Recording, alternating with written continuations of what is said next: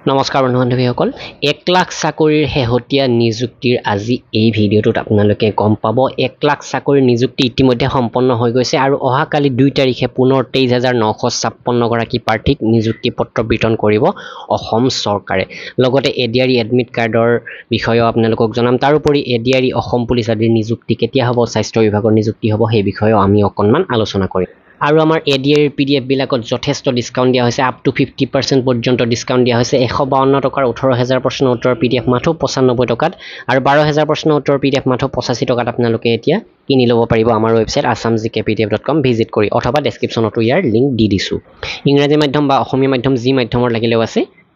তো এইবাৰ এই নিযুক্তি পত্ৰ বিতৰণ কৰা হ'ব কন্টেক্সচুৱেল টিচাৰ সকললৈকে যি সকলক এতিয়া পাৰ্মানেন্ট পোষ্টলৈকে বদলি কৰা হৈছে আৰু বৰ্তমান তেওঁলোক অসম চৰকাৰৰ পাৰ্মানেন্ট টিচাৰ হৈ পৰিব অহাকালিৰ পৰা আৰু অহাকালি 23956 গৰাকী পূৰ্বৰ কন্টেক্সচুৱেল তথা ষ্টেট বুল টিচাৰক আপাৰ তথা লোৱাৰ প্ৰাইমাৰী স্কুলৰ পাৰ্মানেন্ট টিচাৰ হিচাপে এপইন্টমেন্ট লেটাৰ বিতৰণ কৰা হ'ব ইতিমধ্যে 26 আগষ্ট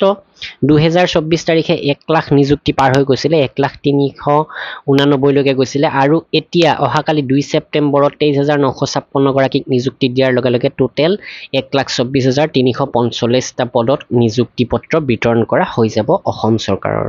আৰু ইয়াৰ লগে লগে বিশেষকৈ এডিআৰই তথা অসম পুলিচৰ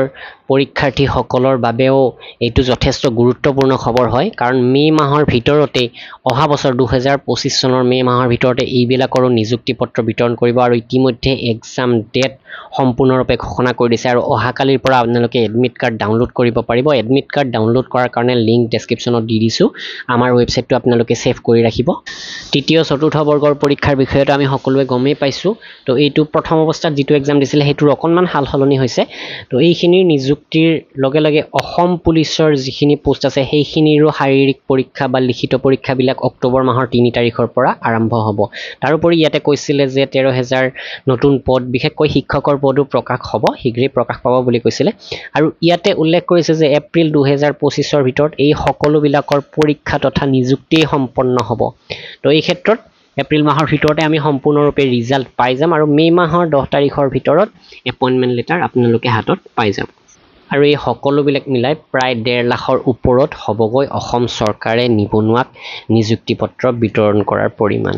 তো এইটো সঁচাকৈ যথেষ্ট ভাল খবৰ আৰু বৰ্তমান সময়ত সকলোৰে এটা সপোন থাকে চৰকাৰী চাকৰি কৰাৰ তো তাৰ বাবে আপোনালোকে সম্পূৰ্ণৰূপে আপোনালোকৰ প্ৰিপাৰেচন আগবঢ়াই লৈ যাওক আৰু পিডিএফ খিনিৰ বিষয়ে মই আপোনালোকক ক'লোৱে এই যি অফাৰ মাত্ৰ সীমিত সময়ৰ বাবে আছে আপোনালোকে যিমান সম্ভৱ